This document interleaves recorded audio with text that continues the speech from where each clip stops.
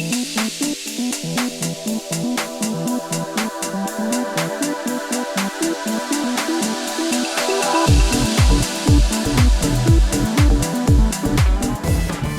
वालेकुम, welcome back to Swagger Flex. और ये मेरी वीक की दूसरी वीडियो है।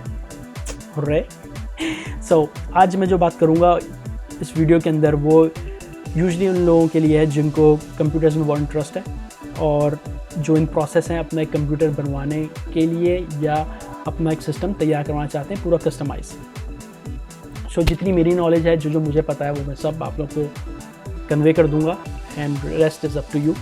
तो ये कंप्यूटर मैंने अपना जो सिस्टम पूरा डिज़ाइन किया था आज से कोई 4 साल पहले। मैंने पूरा A to Z पूरा कस्टमाइज, जो मुझे ज़रूरत थी, जो मुझे पता था कि मुझे क्या क्या चाहिए, वो सब कुछ मैंने इसके अंदर ऐड करवाया था। और मैं जानता हूँ कि कंप्यूटर्स के अंदर टेक्नोलॉजी बहुत जल्दी जल्दी चेंज होती है, तो मेरे दिमाग में था कि मुझे कुछ ऐसा डिज़ाइन करवाना है जो आज से 10 साल बाद भी मुझे इसको अपग्रेड करवाने की ज़रूरत नहीं पड़े। तो सबसे पहले स्टार्ट करते हैं प्रोसेसर। प्रोसेसर किसी भी कंप्यूटर का दिमाग कितनी स्पीड से काम करेगा, किस तरह हैंडल करेगा, सब कुछ वो प्रोसेसर का काम होता है। तो मेरे पास जो प्रोसेसर है, मैंने अपना प्रोसेसर दिलवाया था i7 4820K, जिसका सीरियल नंबर था। इसके अंदर इसकी जो प्रोसेसिंग स्पीड है वो 3.7 GHz है, और अगर आप इसके अंदर बूस्ट लगा दो तो it will go up to 3.9 GHz।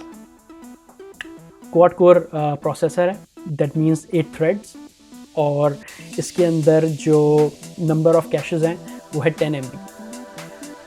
और इसके बाद जो नेक्स्ट चीज़ थी वो थी motherboard.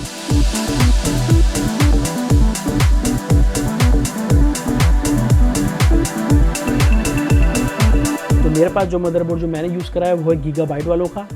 It has 8 slots of RAM and it supports up to 64 GB RAM. 2 PCI slots हैं, दैट मीन्स कि आई थिंक दैट मीन्स कि आप इसके अंदर 2 ग्राफिक कार्ड्स यूज़ कर सकते हो। उसके बाद जो मैंने रैम डलवाई है इसके अंदर, मेरे पास रैम है किंगस्टन वालों की HyperX Fury, और जो टोटल रैम इस वक्त मेरे सिस्टम में लगी हुई है वो है 48 GB। और जो मेरी रैम की बस स्पीड है वो है अराउंड 1333 MHz, जो कि इनफ है मेरे काम के लिए।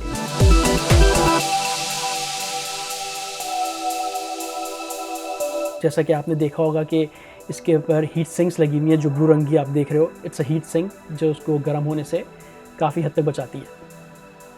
एक और चीज़, मैंने अपने प्रोसेसर के ऊपर जितने आप हैवी सिस्टम बनवाओगे उतना ज़्यादा आपका सिस्टम हीटअप होगा। और किसी भी कंप्यूटर का, चाहे वो PC हो चाहे वो लैपटॉप हो, हीटअप होना सबसे बड़ी आपकी गैजेट की ड्रॉबैक है। हीटअप होना किसी भी कंप्यूटर का या लैपटॉप का उसकी लाइफ कम कर देता है। तो उसकी वजह से मुझे इसके ऊपर हीट सिंक लगवानी पड़ी, जो आपने बड़ी सी सिल्वर सी एक स्क्वायर देखा होगा। इट्स अ हीट सिंक जो कि मुसलसल प्रोसेसर की गर्मी को निकालता रहता है उसमें से। उसके बाद one of the most important thing is your power supply.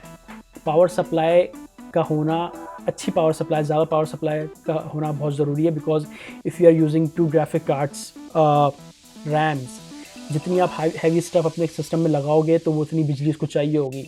अगर आपका जो पावर सप्लाई है वो कम होगी, उसको इतनी वोल्टेज नहीं मिल रही होगी, तो आपकी कोई ना कोई चीज़ ट्रिप मारेगी।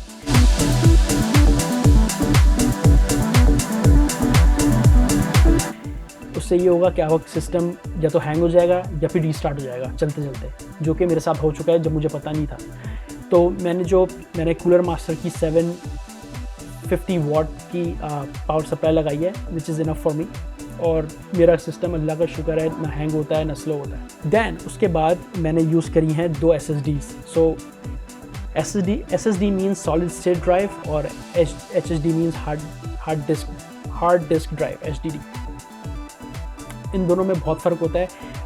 यूजुअली जो आपकी SSD होती है वो बिल्कुल इतनी सी है, like just the size of my palm, इतनी छोटी सी होती है, बट उसकी जो स्पीड होती है वो उससे नॉर्मल HDD से ज़्यादा होती है। जो लोग यूज़ कर चुके हैं SSD, दे नो कि SSD कितनी फ़ास्ट है।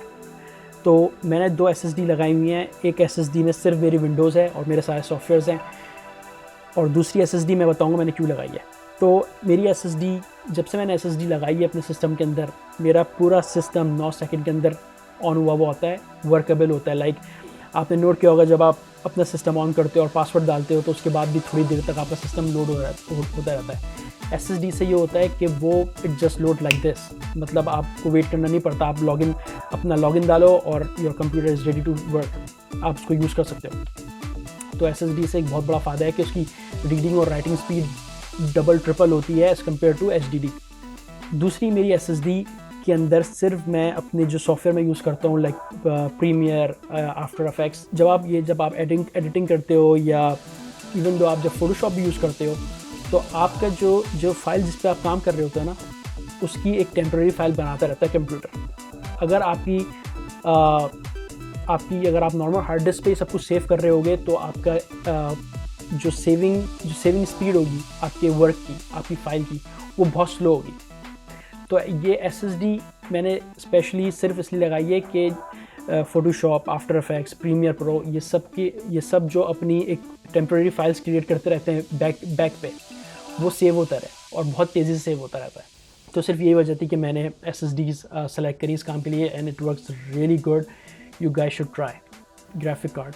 सो द ग्राफिक कार्ड मेरे पास जो मैं यूज़ कर रहा हूँ, मुझे कोई ख़ास गेमिंग का इतना शौक नहीं है, कभी मूड हुआ तो खेल लिया, but I am not a very big fan of gaming. तो मेरे पास है NVIDIA का GTX 760, जिसकी मेमोरी स्पीड है गोज़ अप टू 6 गीगाहर्ट्ज़, और जिसके अंदर जो रैम है इसकी है 2 GB DDR5, और 2 GB ये शेयर करता है मेरी सिस्टम की मेमोरी से। So it makes it 4 GB, which is more than enough for me. और इसके अलावा 256 बिट सपोर्टेड है, 4K रेजोल्यूशन को सपोर्ट करता है, 3D विजन है, SLI सपोर्टेड है, कोडा सपोर्टेड है। इसके अंदर GPU बूस्ट है, जो कि आपकी ग्राफिक्स को स्मूथली रन करने में बहुत हेल्प करता है। सो इसके अंदर वो सारी चीज़ें थी जो मुझे ज़रूरत थी, और I think it's good enough for any gamers. उसके लिए बहुत है ये सब कुछ भी, ये बेस्ट पार्ट है।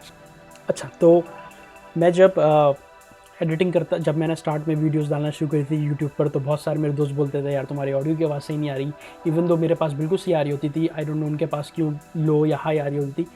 खैर, आई लुक इनटू इट, और फिर मैंने डिसाइड किया कि नहीं यार, मैं पहले हेडफोन्स लगा के एडिटिंग करता था, और तो मैं सोचा नहीं यार, आई नीड समथिंग बेटर।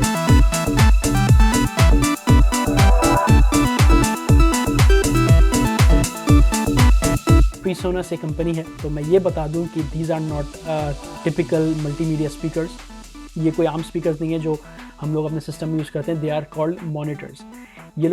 ये इस किस्म के जो मॉनिटर्स होते हैं, स्पीकर मॉनिटर्स जो होते हैं, ये स्टूडियोज़ में यूज़ होते हैं, जहाँ पे ऑडियो रिकॉर्ड करी जाती है प्रोफेशनली, वहाँ पर इनको यूज़ किया जाता है। और इन लोगों की सबसे अच्छी बात ये होती है कि एक एक इंस्ट्रूमेंट को आप you can hear every instrument playing in your music, in your song. These are called monitors. बहुत बेसिक से हैं, क्योंकि मुझे कोई स्टूडियो तो नहीं खोलना था। इनकी ऑडियो क्वालिटी क्रिस्टल क्लियर। मैं भी जब कुछ भी एडिट कर रहा होता हूँ या फिर मैं म्यूज़िक सुन रहा होता हूँ, I can hear every instrument. So I really love them. बेहतरीन साउंड, और I enjoy every second of them. तो ये थी आज की वीडियो। होपफुली मैंने सब कुछ कवर किया होगा। अगर मैंने कुछ मिस कर दिया तो आई एम सॉरी। किसी को कुछ पूछना है रिगार्डिंग कंप्यूटर्स, क्या I can suggest you guys, if you want to ask me, drop comments and I will get back to you इंशाल्लाह। और किसी को अगर हेल्प चाहिए, सो आई एम हेयर। तो ये थी आज की वीडियो। होपफुली कुछ इन्फो मिल गई होगी आप लोगों को, अगर if you are looking at for it. Until next time, I'll see you in my next video, hopefully soon, inshallah. Adios.